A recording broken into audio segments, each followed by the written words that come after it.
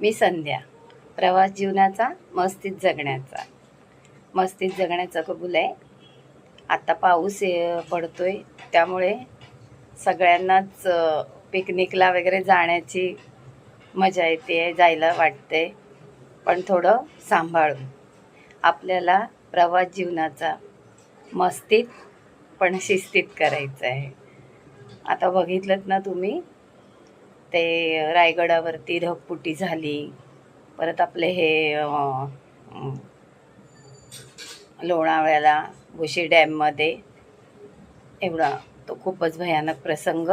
तेव्हा प्रवास मस्तीचा पण शिस्तीचा करायचा आहे.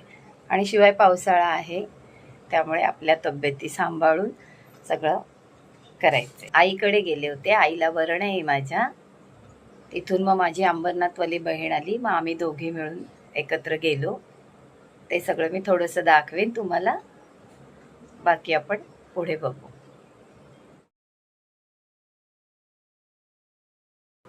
भुशी डॅममध्ये हे भयानक, त्यानंतर आपली रायगडावरती ढगफुटी झाली, त्यामुळे थोडं सांभाळून आपल्या पिकनिकी करा, जीवाला सांभाळा. आणि मग इथून आईकडे निघाली आहे. इथे आता मी ओलासाठी बाहेर रोडवर आली आहे.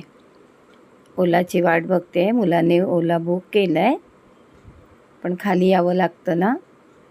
आता मी थोडीशी इथे बसली आहे, ओलाची वाट बघते आहे. आता ही ओला आली आहे, ओलामध्ये मी बसली आहे आणि चालली आहे आईकडे. तिथून आम्ही दोघी बहिणी इथे खायला घ्यायला उतरतो ना, तिथे आम्ही दोघीही उतरलो. आता इथून थोडंसं काही खायला घेऊन जायचं, आणि आम्ही ठरवलं होतं की थोडं बोलायचं वगैरे आहे, तर आपण कुठेतरी जेवूया. आणि मग आम्ही तिथेच ठाण्याला हॉटेलमध्ये गेलो. दोघी जणी हॉटेलमध्ये कशाला जातोय, काहीतरी वेगळं, म्हणून आम्ही घरी पण त्रास नको, जेवणाचं वगैरे परत पुढे एक दिवस थांबणारच होतो, मग नाश्ता पाणी सगळं होणारच होतं. भाऊजाई आमची काय खूप असं न किचनमध्ये घेता सगळं आम्हाला अगदी पुढ्यात ताट आणून देते.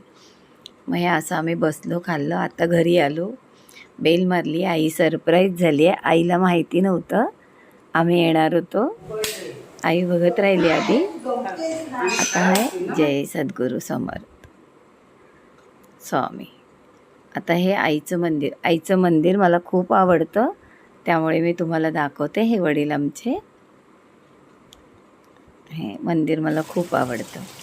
हे आईकडे छान पाऊस पडतोय, बरं वाटलं, असं गार होतं, छान, बरं, मस्त. त्यानंतर मग आलो, सोमवार आला, त्यामुळे आले भाजीचा प्रश्न, काय करायचं.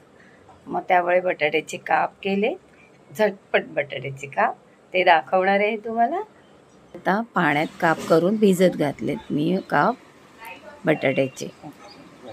आणि आता कढई ठेवायची, त्यात थोडं तेल घालायचं आणि बटाट्याचे थोडं जिरं घालायचं आधी, मग बटाट्याचे काप घालायचे.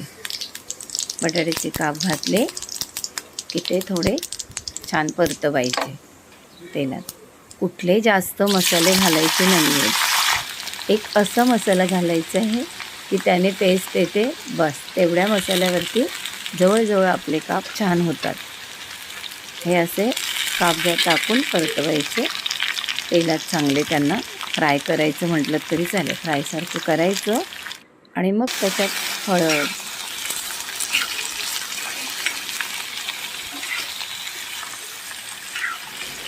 हळद घालायची. आता छान फ्राय झाले. आता ह्याच्यात आपण सगळे मसाले, हळद घातली, हळद झाली घालून किंवा थोडं तिखट घालायचं, थोडा गरम मसाला घालायचा, बस. आणि पुन्हा परतवायचं, असं छान परतवून घ्यायचा. तो मसाला सगळ्या बटाट्यांना लावायचा. थोडा परतवायला वेळ लागतो, पण बटाटे छान असे तळल्यासारखे झाले ना, मग मस्त वाटतं.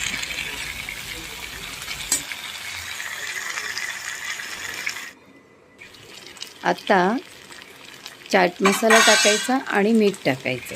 चाट मसाल्यापेक्षा ना आमचूर पावडर असेल तर ती खूप छान वाटते, पण नसेल तर ठीक आहे, चाट मसाला पण आंबटपणा येण्यासाठी थोडा टाकायचा. आणि हे परतवून झालं, थोडं मीठ इकडे तिकडे लागलं.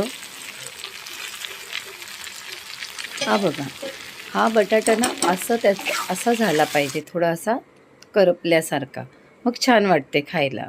माझ्या मुलाला खूप आवडतं असं करपलेला बटाटा. असं झालं की आता मेन टाकायचं मॅगी मसाला. मॅगी मसाला आता मी हे 3-4 बटाटे घेतले आहेत. बटाटे मोठे मोठे 3-4 असतील ना, तर अगदी एक पाकीट पूर्ण टाकायचं मॅगी मसाल्याचं आणि परतवायचं. खूप छान लागतं. म्हणून मीठ जरा बेताचं टाकायचं, कारण त्याच्यात आपल्याला मॅगी मसाला असतो ना, त्याच्यात थोडं मीठ असतं, त्यामुळे मीठ सांभाळून टाकायचं. असं हे परतवले. एकदा अजून थोडं होऊ द्या, थोडा बटाटा फ्राय, थोडं झाकण ठेवा. हे बघा, हे झाकण काढले, हे बघितले बटाट्यांचं कलर गेले डब्यात सुनबाईच्या. माझी व्हिडिओ तुम्हाला आवडली असेल तर लाईक करा, शेअर करा, सबस्क्राईब करा. मी पुन्हा पुन्हा काही वेगळं तुमच्यासमोर घेऊन येईन. नमस्कार.